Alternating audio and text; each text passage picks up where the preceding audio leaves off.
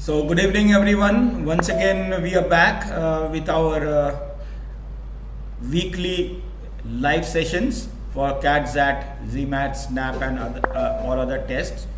Dhruvati sir is already here with us. So, today is the second session which we are having. This would be primarily focusing on LR, and Dhruvati sir will take you through how LR is going to help you on the overall score, rather enhancing the score, starting with the strategies to be taken for the preparation, the important things, the syllabus, the important things on the syllabus, the strategies perhaps which should be taken, and of course why LR is considered to be one of the major component in the entire gamut, the ecosystem of CAT, ZAT, and all these tests, which is the opportunity to score. On the other hand, the good news also is that the CAT date for registration has been extended. It's now the last date of registration is now September 20th, which has been announced by IIM Lucknow. So people who may have missed out, or due to some technical glitch they could not finish the registration, they can do it now. And that brings us to also the relevancy of our last live session, which has happened last Friday, which was again primarily focusing on how to fill up the form and general things. So back to you, Dhruvati sir. Let's have a great learning session. Thank you.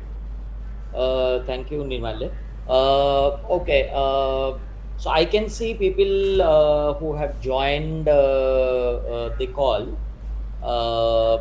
Just a request that whatever questions you have, you put it on the live chat window so that I can read your questions and I can respond it likewise. What we are going to do is I'm going to use a deck to inform you about all the guidelines and whatever is happening regarding the LR session. And then obviously as we move forward, we will be taking up some specific things regarding the preparation which you will need to do so far as the preparation for LR is concerned. Okay, so that's the plan. Just keep one thing in mind that it seems that just give me 1 second. Yeah, it seems that there is slight lag in this. I'm just trying to see whether I can.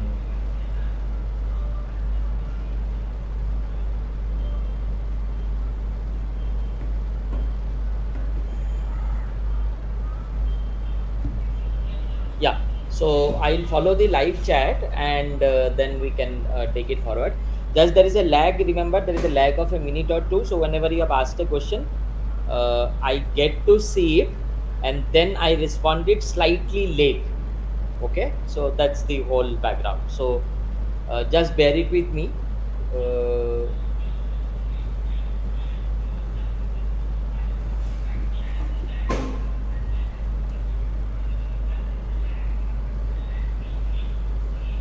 Okay, so first of all I will brief you about the LR section as a whole, okay, across the exams. Two, three things important that is there which you need to take care of before you understand this preparation for this session, so that you understand it and then you will take care of it. The first thing first is logical reasoning as a section. And when I mean logical reasoning, I mean the questions which actually requires almost no calculations. Okay, it is purely linguistic based. So I'll talk about the chapters, I'll talk about uh, uh, the preparations that you will need to do, but let's first of all understand that uh, for most of the exams it is not a standalone section. It is a part of the so-called LRDI section. okay, the logical reasoning, data interpretation section, or it is clubbed with the quantitative reasoning section. So if you write an exam like GMAT or even NMAT, in NMAT it is a part of the quantitative reasoning section. Even the quantitative reasoning section, it is there. Okay, so fundamentally that is how it works. Now, therefore, it is not a full section per se. In almost all the exams that you get to see, this is very, very important to understand. There are generally 1 to 2 sets of approximately 4 questions each, okay, which is like around 8 questions. So if you let's talk about cat per se.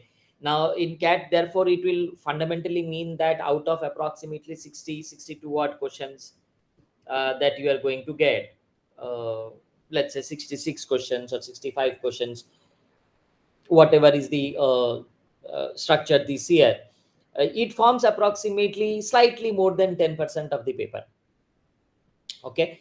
uh, we will talk about the goodness and the badness of the things in a short while, but let's just therefore see what type historically what all chapters have been covered. Okay, now uh, Venn diagram questions typically has been very, very popular in LR sections.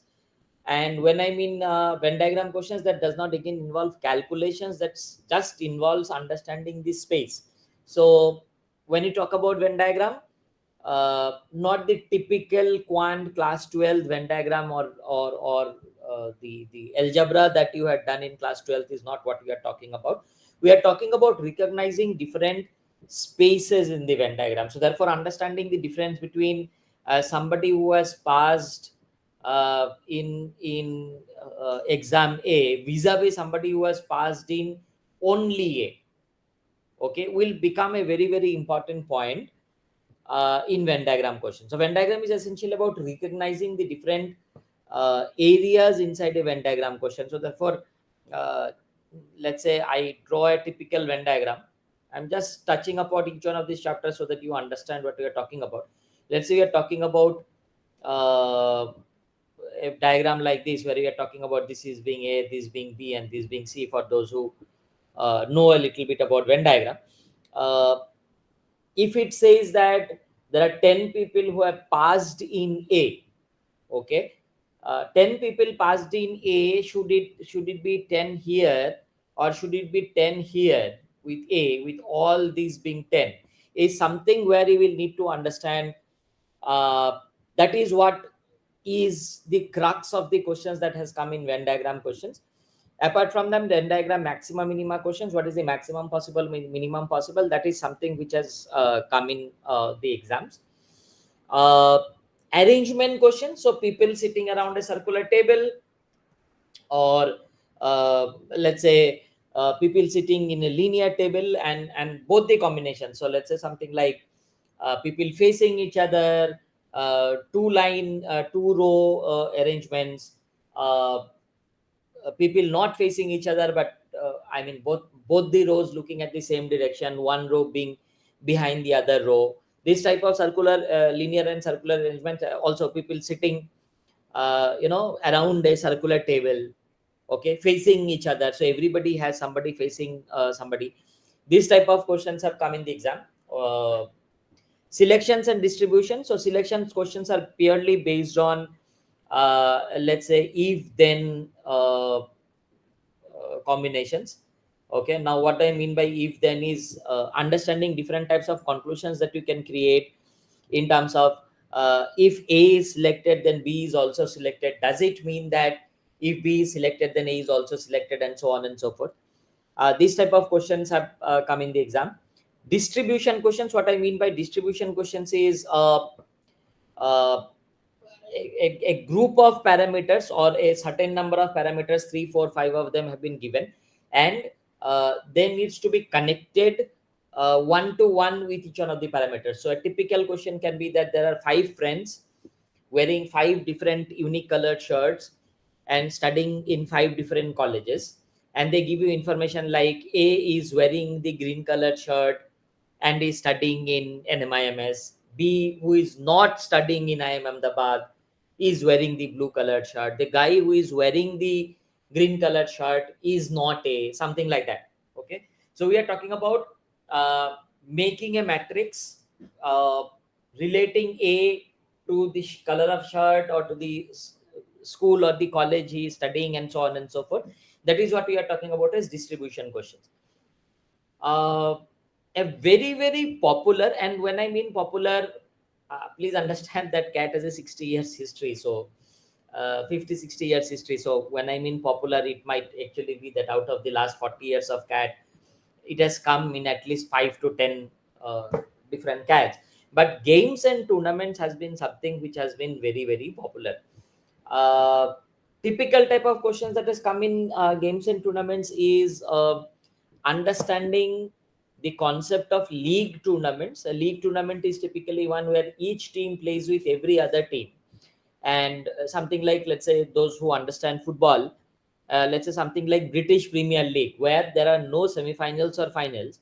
It is that each team plays with every other team. They keep on winning, they keep on losing, they keep on gathering points, and then uh, uh, based on the points that they gather, the winner or the loser of the tournament is decided. That is league tournament. Knockout tournament is typically like, let's say, the Grand Slam tournaments of tennis, where if you lose a game, you are out of the tournament. So knockout is, you you can go out of the tournament as quickly as your first game, because if you lose a game, you're out of the tournament. You can go ahead in the tournament in the next round only by keeping on winning.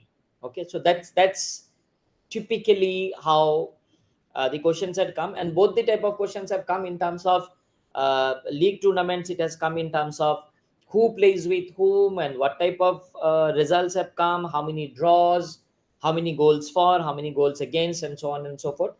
uh, and I'm sure if you search a little bit of previous year's papers, you will find a lot of them. Knockout tournaments is who plays with whom in the first round, who plays with whom in the second round, and so on.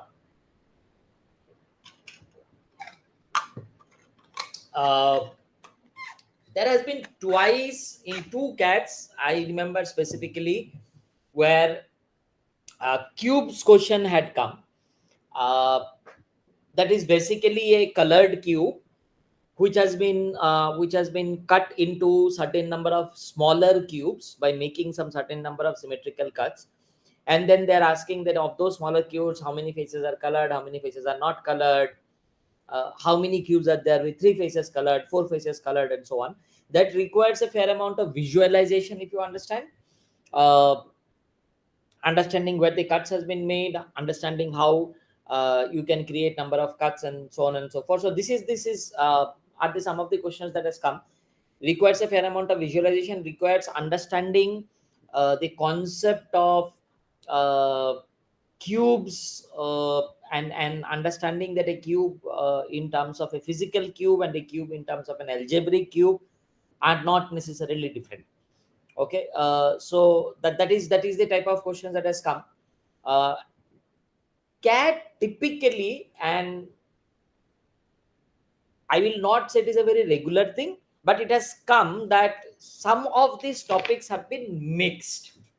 Okay, now what I typically mean is that, let's say, the question has uh, both selection as well as arrangement. So there can be typical sentences like, uh, you know the person wearing a green color shirt is sitting opposite to it, or the person who goes to Narsimunji is sitting at one corner of the row. So which fundamentally means is that, first of all, you will have to do the distribution part, and then do the arrangement as well.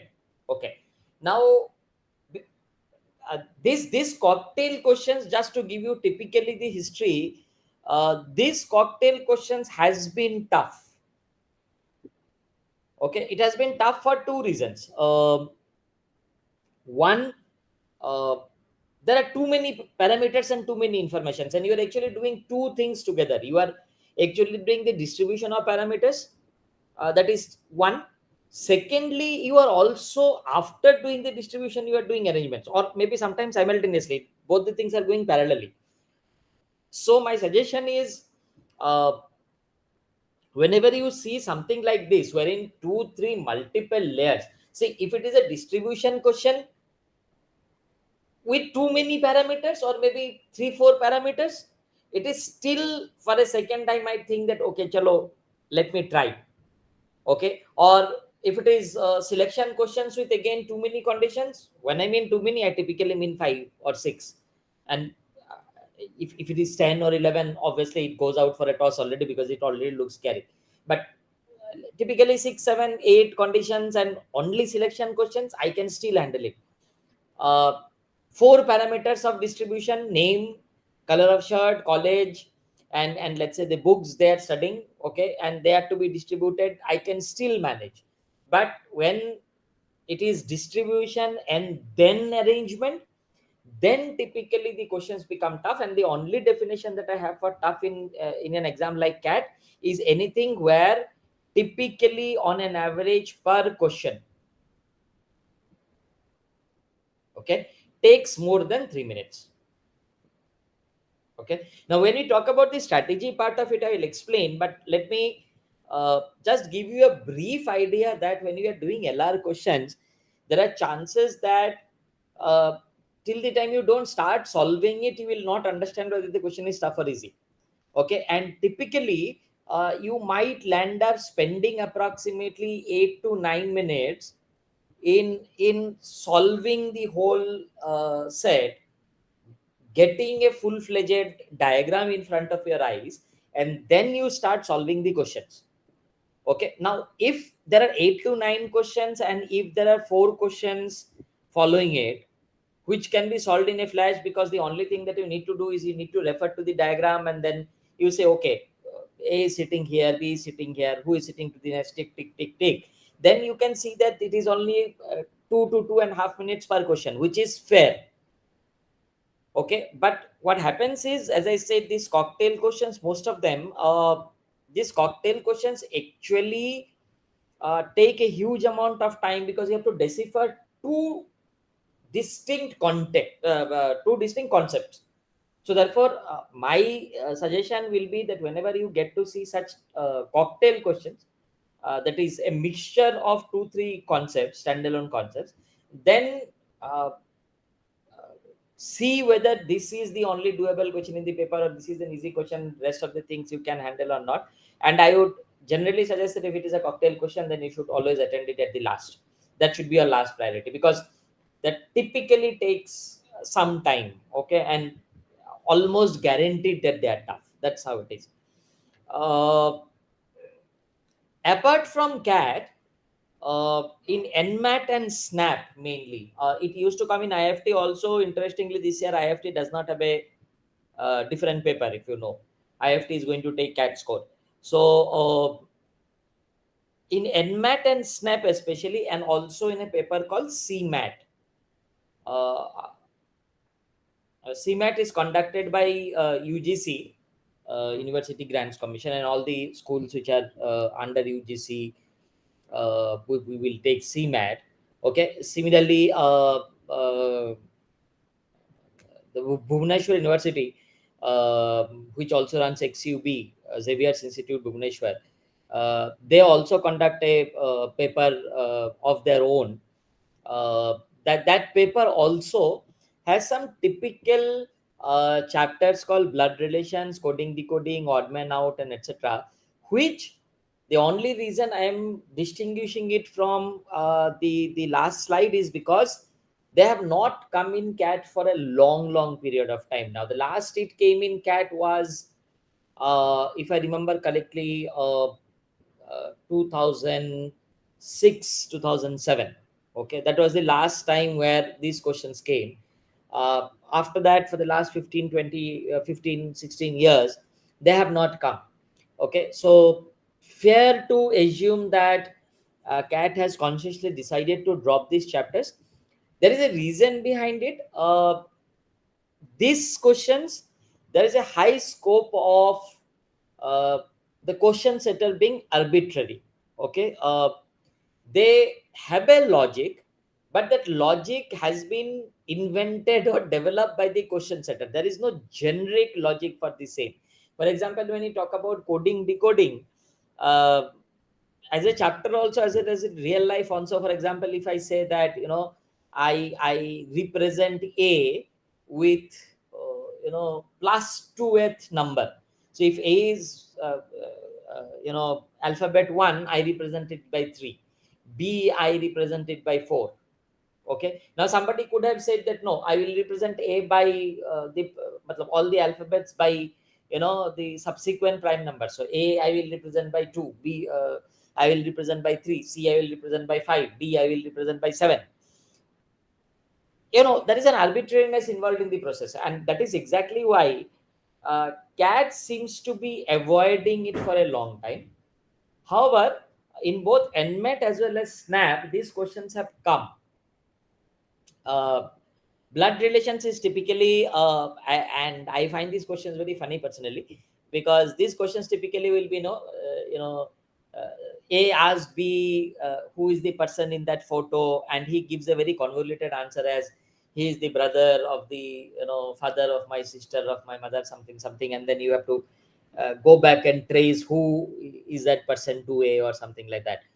uh, Now these questions, as I said, first of all, uh, they have not come in cat for a long period of time, whether it is direction sense, whether it is series, and what is the next number in the series, whether which one of them is the odd man out, etc. However, they have come in nmat and snap. Now why I am typically talking about this is because most of these questions do not come in a set. What you need to understand is most of these questions come standalone. Okay, which typically means this is just one question. So coding, decoding, question 1, question 2, question 3, and question 4. Okay, so there are 4 questions of coding, decoding, or 4 questions of series, and all of these questions are standalone. So you don't require too much time to read, and you can give yourself around 1.5 2 minutes to solve these questions and find out the arbitrary logic, whatever has been defined in these questions. uh, they are very high scoring for 2 reasons. One, uh, either you get them or you don't get them, so you don't get to spend too much time on this, you don't get emotional about them. uh, if you get them, you will get them, high chances you will get them within the first 1 minute, or you don't get them. If you get it in 1 minute, good. If you don't get it in 1 minute, you just move away. So this had been very high scoring part in nmat and snap. Okay, in nmat and snap, the reasoning section that comes, there'll be typical around minimum 8 to 10 questions that come. If you look at the nmat and the snap pattern, you will get to see them. So my suggestion for this is that in such type of things, you don't prepare it right now. You prepare it only before you apply for nmat and snap, and whatever are the dates for your nmat and snap. On those days, maybe uh, 10 to 12 days before the exam, you study them, practice them. Most of them does not require very high theoretical knowledge about it. Typically a games and tournaments, or a Venn diagram, or distribution, or games and tournaments will require you understand reading, studying, and understanding the theory behind them, the logic behind them, so that you are able to solve these questions. These questions don't require that much of effort in understanding the logic. They require a lot of practice and remembering multiple pattern of questions that you might have seen, so that when you reach to the exam, you are lucky enough to hit some of them. Okay, so that is the typical thing. So far as this part of the of reasoning preparation is concerned, and let me call them non-cat reasoning, because typically when you visit any of these cat preparation websites, like campus sutra and all the other websites that you will google, you will see that these typically they call them non-cat reasoning. Non-cat reasoning fundamentally means that they don't typically come in cat. But yes, there is a set of questions that is available. You should study, uh, but not now, not in the bigger picture. Maybe 10 days before the exam, that specific exam, you should take a bunch of practice questions, practice them, see how many you could do, how many you could not do. Those questions which you could not do, what was the logic behind it, which did not hit you in the first 2 3 minutes, and that's it. You should not practice more than that. They don't require more timing than that. That they are typically, I will say, 4 hours of preparation in terms of practice before these exams is good enough to score fairly in this type of questions in reasoning. Okay. Now, therefore, the things to keep in mind uh, when you are preparing for a business school entrance exam, and that is not only true for reasoning, that is also true for quant, that is also true for English, DI, and so on. That exams like CAT, exams like ZAT, exams like NMAT not only check your knowledge, they also check your ability to comprehend, your eye for detail, your fondness for detail, etc. So it's very important that uh, so it is very important that um, uh, while studying these LR questions, I see that uh, there are some questions that has come. Rupa has asked, the detailed information gives boost for the okay. Suchandra is asking how many cocktail questions in LR paper you will have usually. Okay, just to answer that question, generally, typically, and they are not very regular, but yes, one of the sets out of the two sets you might expect a cocktail question, though they are not very regular. They come once in every 5 years or something like that. Yeah. Coming back, so in linear arrangement, please have an eye for detail about sentences like sitting to the left versus sitting to the immediate left. These two sentences have completely two different implications. Okay, so typically, if I can show you the diagram, let's say people are sitting like this, and A sitting here, and B sits to the left of A. Okay, now when you say B sits to the left of A, B sits to the left of A is what I called a unconfirmed information or an unconfirmed positive information. Now, what I mean by unconfirmed positive is because while there is no words like no, not, none, neither, etc. in the sentence, but B sits to the left of A is an unconfirmed information because I don't know whether B is sitting in this seat or B is sitting in this seat, because it says it is sitting to the left. So while I understand that this is my left, but whether it is to the immediate left or not is something that has not been specified. Okay, so please be very very clear on this while doing LR questions, that sitting to the left vis-a-vis sitting to the immediate left are two completely different information. Sitting to the left might require you to make multiple case diagrams, right? For example, if you typically look at the situation that I have drawn right now, sitting to the B sitting to the left of A might require me to draw two diagrams. One's B is sitting here, the other is B is sitting here, and both the diagrams are possible. Okay, but when I say B is sitting to the immediate left of A, then this is the only diagram possible. Okay, so don't miss these specifiers.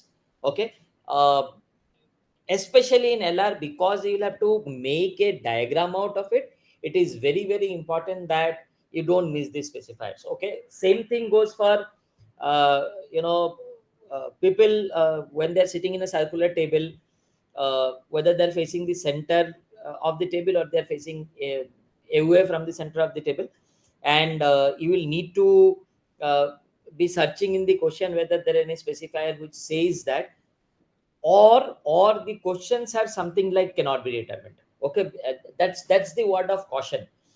When the questions have cannot be determined, and there is no specific data which specifies whether people are sitting towards the center of the table, where all of them are sitting towards the center of the table, some of them are sitting towards the center of the table, some of them are not, some of them are sitting away from the center of the table. This type of information along with in questions there is cannot be determined, and I will suggest that be cautious. Okay, check out both the cases. Some people facing towards the table, towards the center of the table, some people away from the center of the table. Okay, this is something which you'll need to keep in mind. So every LR question don't miss these specifiers, these adjectives, these emphasizers. They change the whole game.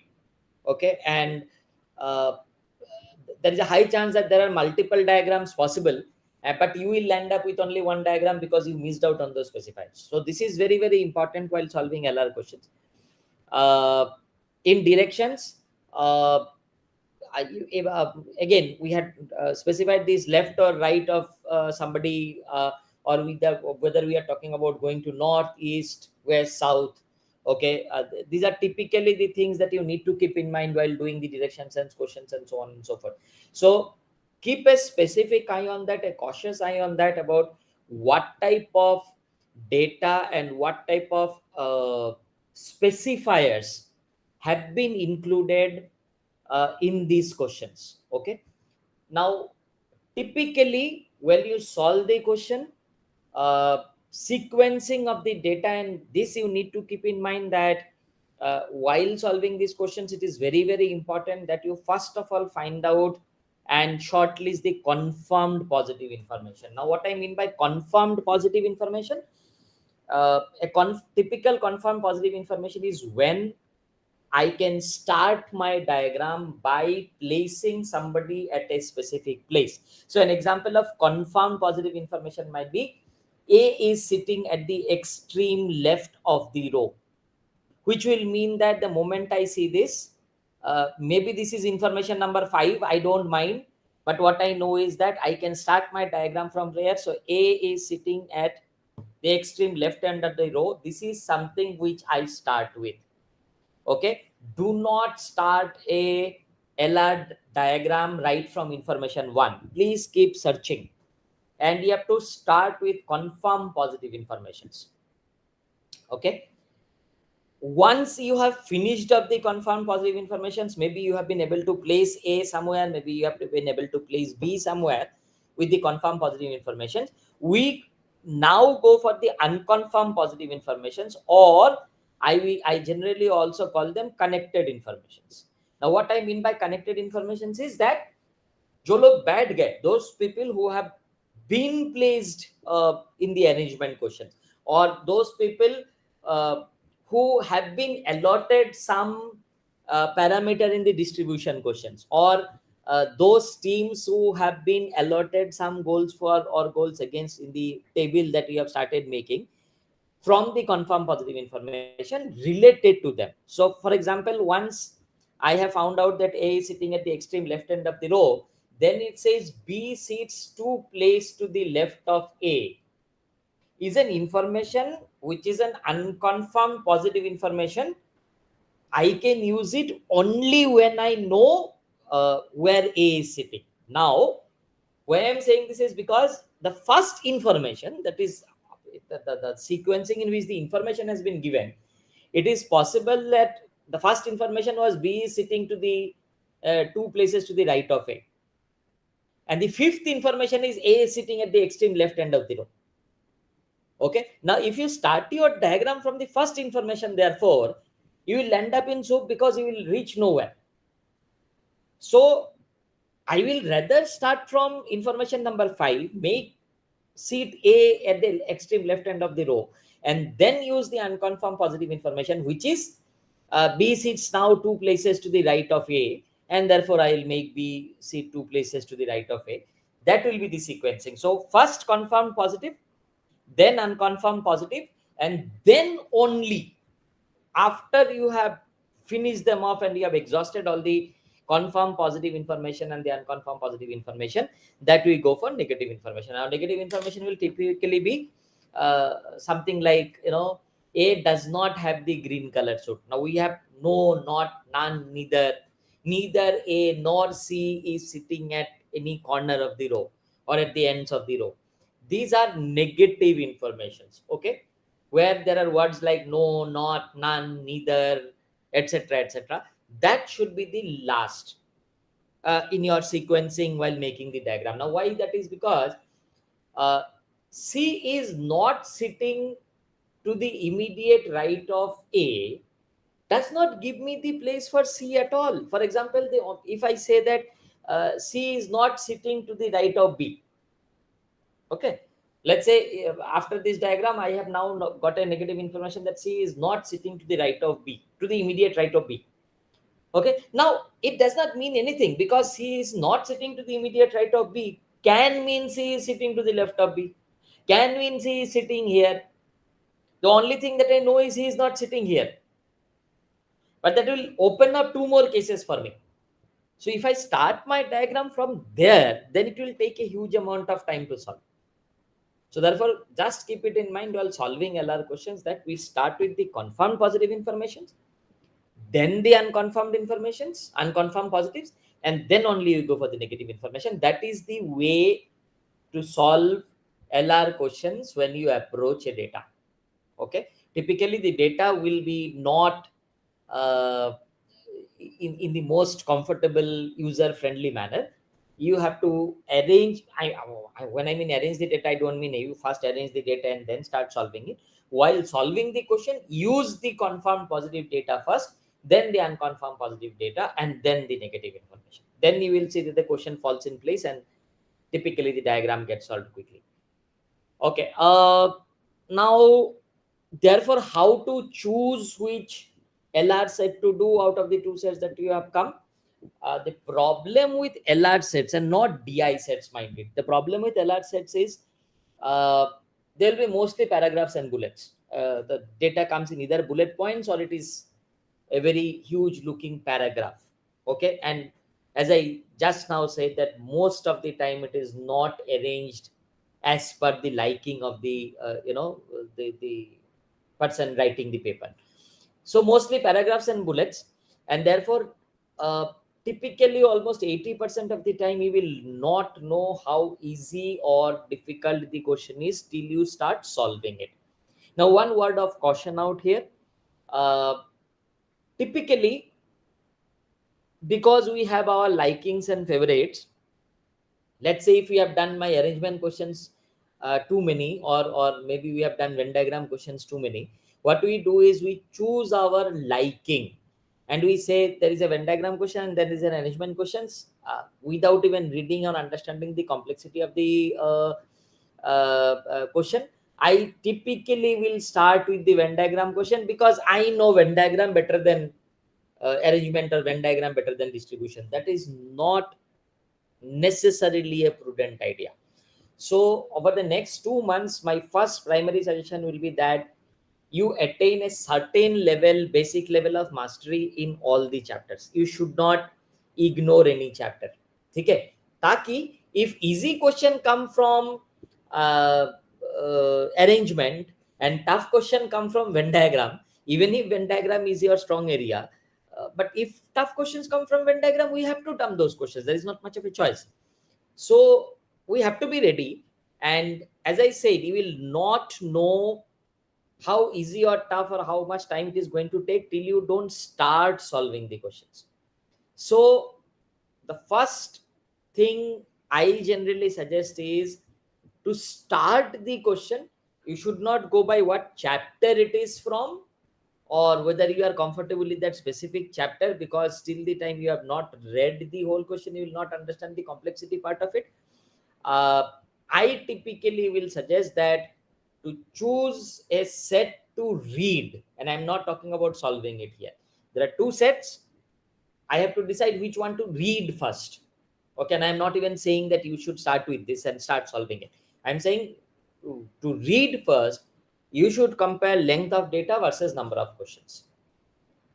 Okay, typically जैसे आप लोग RC में करते हैं वैसे ही करिए, कि देखिए कितना डेटा है vis a vis कितने क्वेश्चंस है. So if there are 7 lines and 4 questions vis a vis there are 5 lines and 4 questions, I would typically choose the one which has got 5 lines and 4 questions.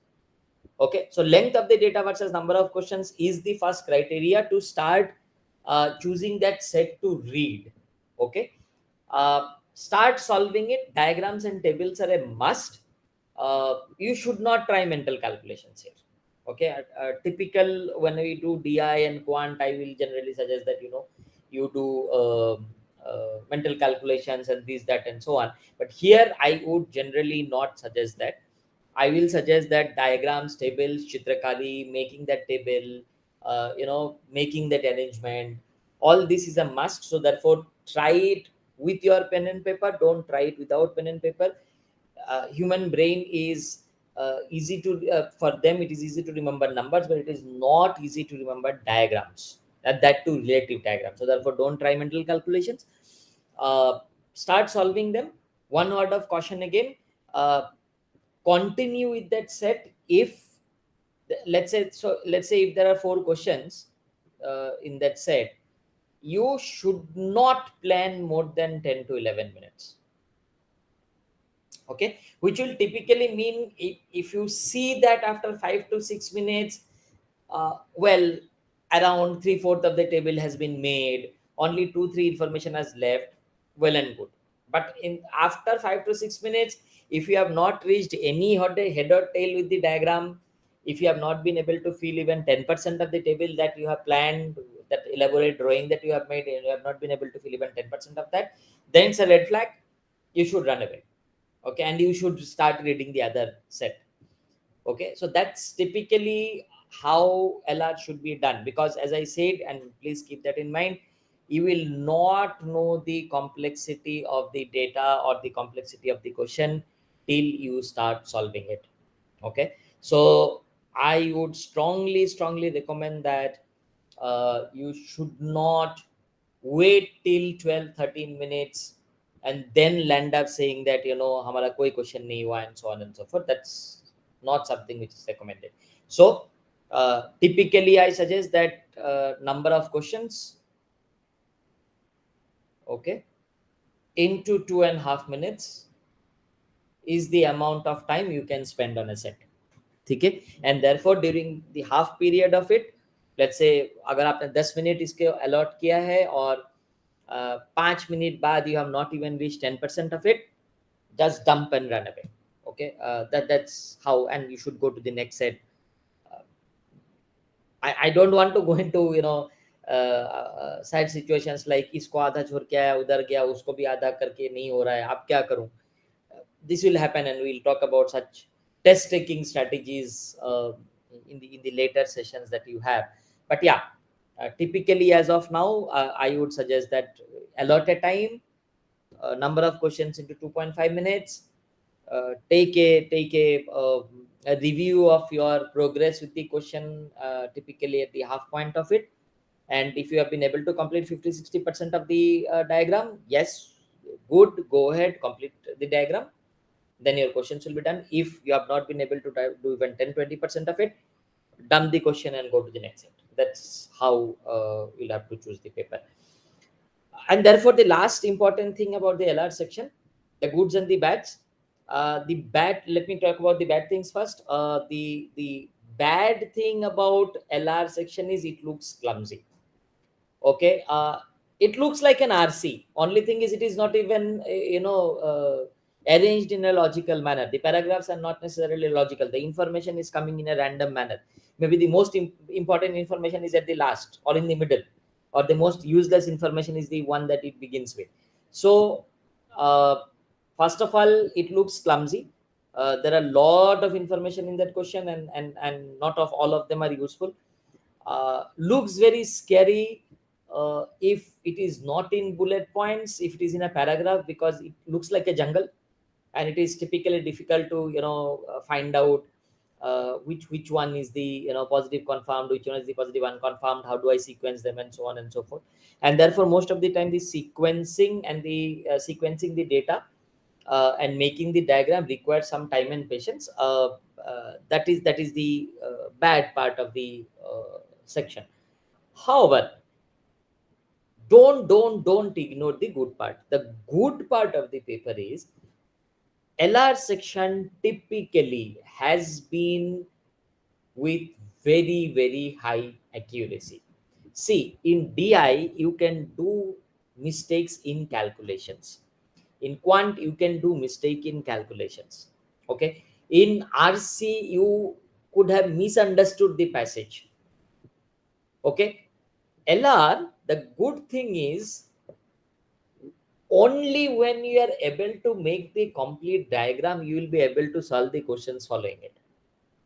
And therefore, either though the diagram gets made and therefore you are able to solve it, or the the diagram will not get made only, and you will have to, you cannot randomly, or you cannot do some wild guesses. So therefore typically question diagram ban jata hai, and then only you will be able to solve the questions, and the questions get solved in a flash, and the accuracy rate is very very high. Okay, also once the diagram is done and you have made the complete diagram, it does not take time to solve the questions. Okay, it's very easy. For what happens is, you made the diagram, the diagram is made, now it is in front of your eyes, who is sitting to the left, who is sitting to the right, who is sitting in the center, and the questions come, who is sitting to the left of a tick, who is at the extreme corner, tick. Okay, so the good thing about this is very very high accuracy. uh, the Since they're not standalone questions, and comes in sets, it might take some around 8 to 10 minutes for a set to be solved, but then after 8 minutes are over, the 4 questions are solved in flash. I mean, tick tick tick tick tick. And therefore if you know the basics, mostly it is very very approachable. In fact, has given better scores. Typically if you look at the Aam Janta scenario, it gives you much better score than DI, because DI there is a scope of going wrong in calculations. Okay, so maybe you have typically understood the question, but you did some mistake in addition, or some mistake in division, or some mistake in multiplication. There is no such scope here, and therefore it's a very very scoring section. Similarly, if you remember, I had discussed about snap and nmat, and that section. Again, typically you will see that those standalone questions, either you get to do it in 1 minute, or you don't get to do it. So therefore typically in 5 minutes you will have some 4 questions on, which is extremely high strike rate. Please understand, in a business school entrance exam scenario, because typically what we are saying was that every question requires around 2 minutes, wherein in these questions, those standalone questions in nmat and snap and etc., those four parts become very very high scoring, because you look at the question, you understand, either तो strike हो जाए क्योंकि सब कुछ double हो रहा है, या थर्ड नंबर डबल हो रहा है, या फिबोनाची सीरीज है, या प्राइम नंबर सीरीज है, तो वो होने के लिए आपको 1 मिनट से ज्यादा नहीं चाहिए होगा. तो 1 मिनट में you will know whether you will be able to solve the question, or you will not be able to solve the question. Okay, that's typically the situation. So therefore very very high strike rate, and therefore LR, I generally suggest that you must prepare well. Okay, it's a 5-star section, because it's a high scoring section. People who are good in LR can get the sectional cutoff with pure LR questions only. If you are scared about DI, if you are scared about very bad looking calculations and etc., then LR becomes your lifesaver. Okay, logical reasoning becomes your lifesaver. So because as I say, very high accuracy, typically less time consuming. If you look at the amount of time spent vis-a-vis the amount of time that is required to solve the questions, so overall very very scoring part of the paper, and very very high accuracy part of the paper. And therefore what happens is, those who are good in LR generally can get the sectional cutoff of that section, whichever whether it is an LRDI section, or whether it is a quantitative reasoning section with LR involved in it. They can get the cutoff with the LR questions itself, and you don't really need doing a bad looking calculation DI paper to get the sectional cutoff. So 3 suggestions before I stop to take questions, if any. Number 1, very clearly, you should not uh, you should not leave any chapter. You should definitely uh, solve, or try to at least get the basic understanding of each of the chapters, so that you have some basic understanding, and therefore if easy questions come from these chapters, then you should be able to do it. That is number 1. And number 2, you should not think that uh, easy questions come from your favorite chapter, and tough questions come from the chapters that you have not done. That is not a good idea. I strongly recommend that you should prepare all the chapters at least till end of October, and only in after giving some 4 5 mock cats, you should decide which chapter to take and which chapter to dump. Okay. That's it from my side. I will typically take up questions if any. I don't see much of a questions in the chat window, but if you have any other questions, I'm happy to answer.